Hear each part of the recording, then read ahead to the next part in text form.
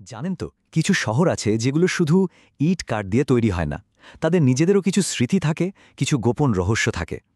কলকাতার salt lake মানে বিধাননগর ঠিক তেমনই একটা জায়গা। বাইরে থেকে দেখলে মনে হবে একটা দারুণ সাজানো গোছানো আধুনিক শহর, কিন্তু এর গভীরে কোথাও যেন একটা অস্বস্তি লুকিয়ে আছে কিছু না বলা কাহিনী। ভাবুন তো একবার, এই কথাটা যখন শোনা যায় তখন কেমন লাগে? এটা কিন্তু কোনো একজনের ব্যক্তিগত অভিজ্ঞতা নয়, বরং অনেকের মুখেই এই কথাটা শোনা যায়। এই অনুভূতিটাই যেন এখানকার পরিবেশটাকে একটু অন্যরকম করে তোলে, একটা অস্বস্তির সুর তৈরি করে। তো প্রশ্নটা হলো, সল্ট লেককে ঠিক কী তাড়া করে বেড়াচ্ছে? চলুন এই অদ্ভুত ঘটনাগুলোর পেছনের কারণটা খোঁজার চেষ্টা করা যাক। এগুলো কি শুধুই মানুষের মনের ভুল, নাকি এই আধুনিক শহরের ঝাঁচকচকে চেহারার নিচে সত্যিই পুরনো কোনো রহস্য চাপা পড়ে আছে? আচ্ছা, তাহলে আসা যাক মূল কথায়। এই যে একটা অস্বস্তিকর অনুভূতি যেটা নিয়ে এত কথা হচ্ছে, এর উৎসটা ঠিক কোথায়? কেন এই এত সুন্দর পরিকল্পিত একটা শহরের অনেক বাসিন্দার মনে হয় যে তারা একা নন? আর ব্যাপারটা হলো, এই অনুভূতিটা কিন্তু শুধু একটা অফিসে আটকেনি, না, একদমই না। এটা ছড়িয়ে পড়েছে আরও বড় এলাকা জুড়ে। টেক হাবের লম্বা করিডোর হোক বা আবাসিক এলাকার শান্ত রাস্তা, অনেকেই বলেন যে তারা একটা অদ্ভুত ভারী ভাব বা একটা অচেনা উপস্থিতি টের পেয়েছেন। মনে হয় যেন পুরো এলাকার বাতাসেই কিছু একটা মিশে আছে। এই সব রহস্যের জট ছাড়াতে হলে আমাদের একটু গভীরে যেতে হবে, মানে এই ছকছকে শহরের একদম গোড়ায়, এর ইতিহাসে। চলুন দেখি এই কাহিনীর স্তরগুলো কিভাবে তৈরি হয়েছে। এই যে দুটো ছবি, তখন আর এখন, কি অদ্ভুত একটা বৈপরীত্য, তাই না? একদিকে দেখুন আজকের আধুনিক টেক হাব, কাচের বড় বড় বিল্ডিং, আর অন্যদিকে এর নিচে চাপা পড়ে আছে সেই পুরনো দিনের জলাভূমি আর জঙ্গল। একটা আধুনিক শহর তৈরি হয়েছে সরাসরি এক বন্য আর সম্ভবত এক অশান্ত অতীতের ওপর।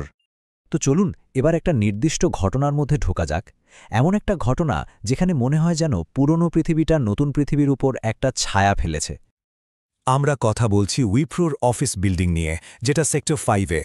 বাইরে থেকে দেখলে একটা ৮-১০টা মডার্ন আইটি অফিসের মতোই, কিন্তু গুজবটা হলো এই বিল্ডিংটা তৈরি হয়েছে পুরনো জলাভূমির ওপর, এমন এক জায়গায় যেখানে হয়তো আগে অনেক কিছু ঘটেছে।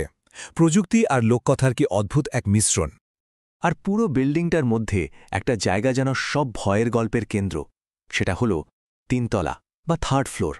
যারা ওখানে কাজ করেন তাদের মতে যত অস্বাভাবিক ঘটনা তার বেশিরভাগটাই নাকি ওখানেই ঘটে। আচ্ছা, কি হয় সেখানে? যারা কাজ করেন তাদের অনেকেই বলেন করিডোরে নাকি অদ্ভুত ছায়া নড়াচড়া করে, বারান্দার কাছ থেকে আসে অদ্ভুত সব আওয়াজ, গুঞ্জনের মতো। আর সবচেয়ে কমন যে অনুভূতিটা, সেটা হলো একটা দম বন্ধ করা ভয়, যেন বাতাসে কিছু একটা ভারী হয়ে আছে। অনেকেই একা লিফটে উঠতে পর্যন্ত ভয় পান। এই সব অভিজ্ঞতাগুলো মিলেমিশে একটা প্যাটার্ন তৈরি করে, যা সহজেই উড়িয়ে দেওয়া যায় না। আচ্ছা, উইপ্রোর গল্প তো গেল, এবার চলুন একটা অন্য ধরনের ভয়ের জগতে। এখানে অশরীরী আত্মা নয়, বরং আছে এক বাস্তব মর্মান্তিক ঘটনা, যা নিজেই একটা ভূতের গল্পের থেকে কম কিছু নয়। আমরা চলে এসেছি সল্ট লেকের বিই ব্লকে, ঠিকানা বিই 220। সালটা ছিল 2018 ডিসেম্বর মাস। এই বাড়িতে যা ঘটেছিল তা সত্যি শিউরে ওঠার মতো। এখানে ভয়টা কোনো অশরীরী ছায়ার নয়, বরং মানুষের তৈরি এক ভয়াবহ পরিস্থিতি। গল্পটা শুনুন। একজন ৭৭ বছর বয়সী মহিলা বাড়িতে মারা গেলেন, কিন্তু এখানেই শেষ নয়। তার ছেলে সেই বাড়িতেই মায়ের মৃতদেহের সাথে থাকতে শুরু করলেন। একদিন দুদিন নয়, টানা প্রায় ১৭ দিন। দরজা জানালা সব বন্ধ। প্রতিবেশীরা একটা অদ্ভুত গন্ধ পেতে শুরু করলে ব্যাপারটা সামনে আসে। ভাবা যায় সেই ১৮টা দিন ওই বন্ধ বাড়িতে কী পরিস্থিতি ছিল। এই ঘটনার পর যা হওয়ার তাই হল। বাড়িটার নাম হয়ে গেল হরর হাউস, আর ছেলেটিকে মানসিক চিকিৎসার জন্য পাঠানো হয়। মানে একটা মর্মান্তিক পারিবারিক ঘটনা কিভাবে একটা এলাকার ভয়ের প্রতীকে পরিণত হল। তো আমরা দুটো গল্প শুনলাম, একটা উইপ্রো অফিসের অলৌকিক অনুভূতির গল্প, আর একটা বি ব্লকের বাস্তব ভয়াবহতার। দুটো গল্প একেবারে আলাদা, তাই না? কিন্তু দুটোকেই যদি আমরা জুড়ে দিই, তাহলে একটা অন্য ছবি উঠে আসে, আর সেটা হলো এই জমির স্মৃতির ছবি। ব্যাপারটা অনেকটা এরকম। ভাবুন, স্টেপ 1, একটা অশান্ত জমি, মানে জলাভূমি বা জঙ্গল, তার ওপর একটা আধুনিক শহর তৈরি হল। স্টেপ 2, সেখানে অফিস চলল, মানুষজন থাকতে শুরু করল। আর তারপর স্টেপ 3, সেই পুরনো জমি স্মৃতি বা অতীতটা যেন ফিরে আসতে শুরু করল। কখনো অলৌকিক ভয়ের অনুভূতি হয়, আবার কখনো মানুষের তৈরি মর্মান্তিক ঘটনার মধ্যে দিয়ে। তো শেষ প্রশ্নটা এটাই, এই যে এত গল্প, এত অনুভূতি, এর জন্য দায়ী কে? জায়গাটা নিজে কি তার স্মৃতি ধরে রাখে, নাকি আমরা মানে মানুষেরা নিজেদের ভয়ে নিজেদের স্মৃতি দিয়ে একটা জায়গাকে ভৌতিক বানিয়ে তুলি?